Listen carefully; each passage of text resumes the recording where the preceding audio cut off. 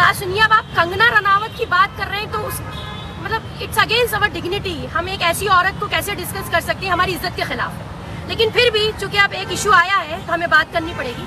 देखिए, आज़ादी हमें 1947 में रिजल्ट मिला था। आज़ादी की लड़ाई तो हमने 1756 में स्टार्ट करी थी। सबसे पहले सिराजुद्दौला बंगाल में, वहाँ से आज़ादी की लड़ाई शुरू हुई थी। उसके बाद लड़ाई पहुंची हैदर अली टीपू सुल्तान के बाप पर। फिर उसके बाद उस लड़ाई को जारी रखा 17 साल तक टीपू सुल्तान ने। जिस दिन टीपू सुल्तान शहीद हुए उस दिन अंग्रेजों ने कहा था आज हिंदुस्तान हमारा। यानी अगर टीपू सुल्तान शहीद ना होते तो शायद इतना कंट्रोल ब्रिटिशर्स का हिंदुस्तान पे ना बनता।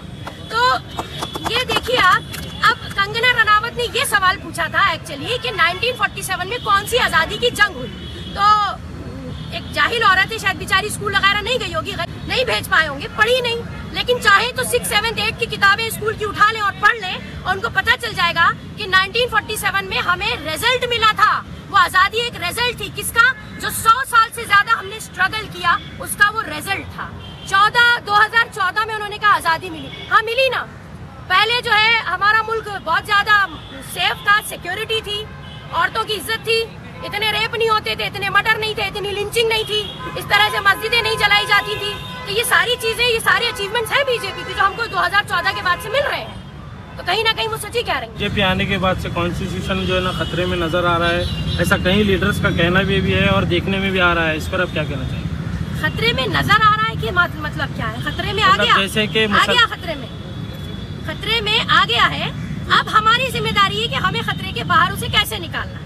अब ये हमारी जिम्मेदारी है कि हम कॉन्स्टिट्यूशन को पढ़ें, समझें, अपने हुकूक का सही इस्तेमाल करें जैसा कि हमें कॉन्स्टिट्यूशन ने गाइड किया है, और हम कॉन्स्टिट्यूशन को बचा के, देखिए मैंने अभी अपनी स्पीच में कहा कॉन्स्टिट्यूशन इंजन है उस मशीन का जिस मशीन से ये मुल्क चल रहा है। अगर जो कॉन्स्टिट्यूशन फेल होता है या उसे खराब करने की कोशिश की जाती है तो आप समझ लीजिए कि पूरे मुल्क की चलने वाली मशीनरी खराब हो जाएगी और मुल्क चलाने के लिए बहुत दिक्कत हो जाएगी। और जाहिर सी बात है, आपको मालूम है हिंदुस्तान कोई बहुत ज्यादा डेवलप मुल्क नहीं है। हम लोग सब ज्यादातर जो गरीब है, ये हिंदुस्तान जो है वो एक गरीबों का मुल्क है, किसानों का मुल्क है, ये आम इंसान का मुल्क है।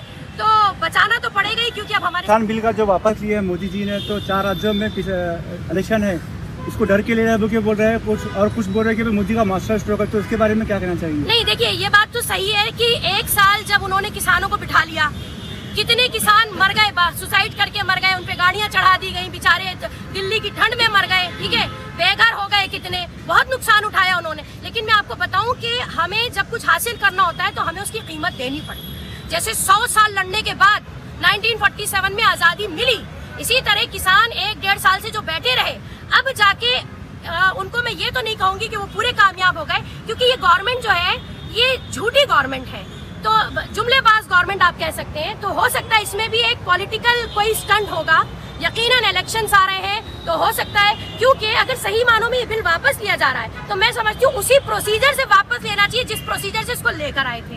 तो बहरहाल जो टिकट है जो स्पीकर है मेन सारे यूनियन के, उन्होंने तो कही दिया है कि वो लोग अभी नहीं हटेंगे, और उन्होंने बहुत सही फैसला किया है और हम सबको सैल्यूट करना चाहिए फार्मर्स इस मूवमेंट को। मैं आपको बताऊं, जब से हिंदुस्तान आजाद हुआ है 70 साल में सबसे 2 बड़ी मूवमेंट कौन सी आई हिंदुस्तान में? CNRC और फार्मर्स।